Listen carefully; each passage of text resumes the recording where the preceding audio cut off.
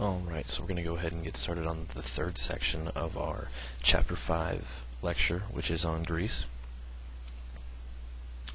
The two main focuses, or foci if you will, of Chapter 5 is going to be two main conflicts. We've got the Persian Wars and we've got the Peloponnesian War. Sandwiched between those two, we're going to be talking a little bit about Athens under the Age of Pericles, or in the Age of Pericles.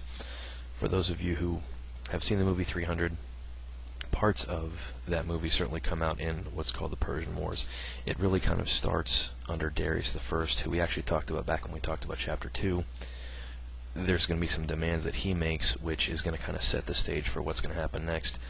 When he makes some demands of the Greek city-states, Athens and Sparta are the only two that basically tell him no thank you, and they refuse to basically submit to him and to send him tribute, which is money that's to be paid to a superior force or country.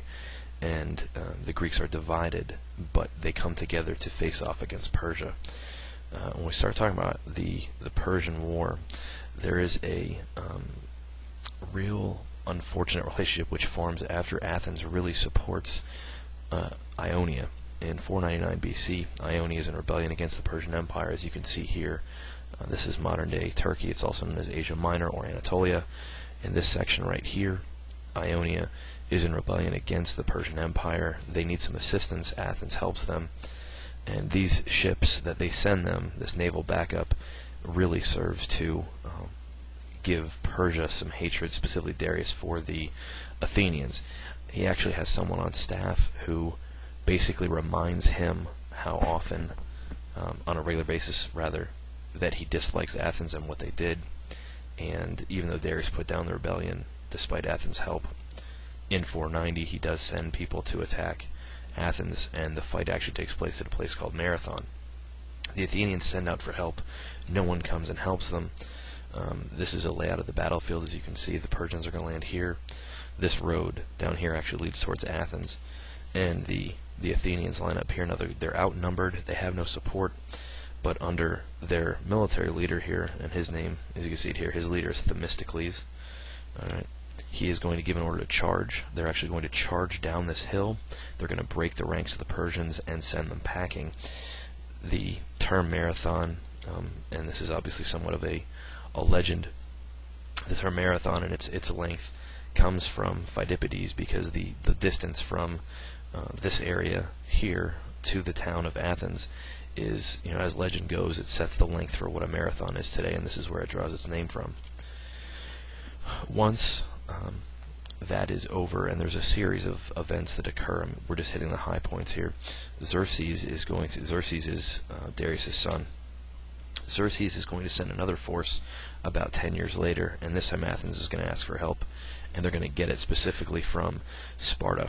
And this is where the Battle of 300, or the Battle at the Hot Gates, or really what it's really called is the Battle of Thermopylae, is going to come in. That battle, this fight here is going to happen here. Athens is located down here in Attica. Remember, the Spartans are actually down this direction on the Peloponnesus, and this is, if you saw the movie, when they run, they take this arrow here in this direction, and they actually are going to run up towards Thermopylae.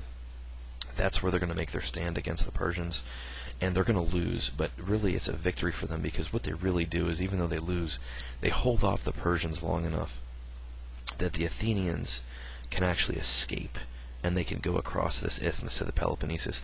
So when the Persians do get to Athens and burn it to the ground, the Athenians have at least been able to get away. So while the Persians do actually win the battle in terms of defeating the 300, and actually it wasn't just the Spartans who were there, but when they hold them off long enough to allow the Athenians to escape, that's the great victory. It finishes off with a naval battle, really, at Salamis, and again, this is a tighter map. Here, Athens is here. We're in this little section of the Aegean Sea. The isthmus is going to be up this direction here, and it's going to be a battle in which the Athenians, largely the Athenian Navy, although it's an allied force, is going to use a piece of technology called the underwater battering ram, located on the ships, and they're going to effectively defeat the Persians. There are a couple other battles that happen afterwards, but this is really the poignant end, at least the particular end of this battle. When the war ends. This leads to a renewed faith in the gods, and it leads to the formation of something called the Delian League, which is an alliance, and you can see it's kind of pictured here. All of these areas in blue come together and say, basically, look, let's form an alliance so that if Persia comes back or somebody else comes back, we already have this agreement that we're going to come and work together against the common evil. Alright.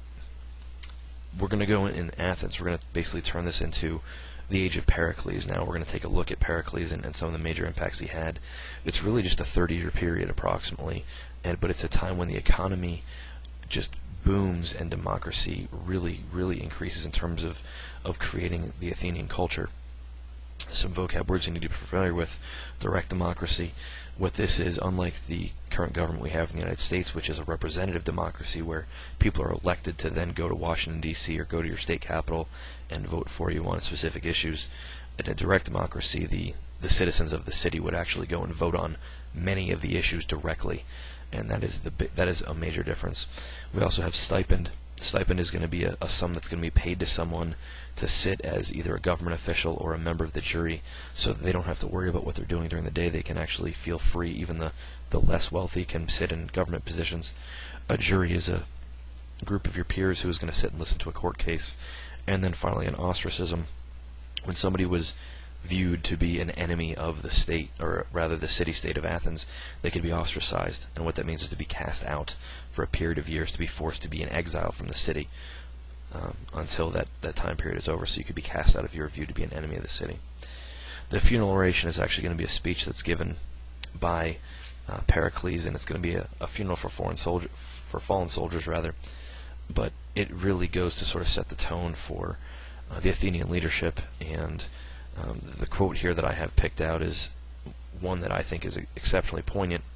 We alone regard a man who takes no interest in public affairs not as a harmless, but as a useless character. In other words, people who didn't care about the government, people who didn't care about Athens as a city, weren't just apathetic. They were actually useless, and they were almost treated as enemies. So everyone was supposed to have a personal investment in the city of Athens, in how the government operated. They had a vote. They were expected to use it. Economically and culturally, there was a lot of prosperity that happens. There's a lot of rebuilding that happens, and some of this rebuilding is going to be money that's actually going to be funneled through the Delian League that Athens really kind of controlled in the post-Persian War time period here. This is going to lead to some problems with the Spartans, and you can see here two leagues are going to form. In orange you have the Athenian leagues, and in purple here, this plum color, you've got the Spartan allies. What's basically going to happen is Athens is going to control the Delian League. That's going to create some problems and some sparks. Sparta eventually comes in and says, we've had enough of this. You're trying to control all of Greece. Sparta has the geographic advantage because they're landlocked, and the Athenians are mostly a naval power, which is useless against Sparta.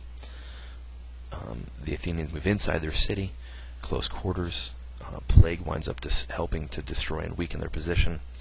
And then sort of the low blow, Sparta is going to call in Persia to help finish off the Athenian navy because the Spartans can't do it by themselves.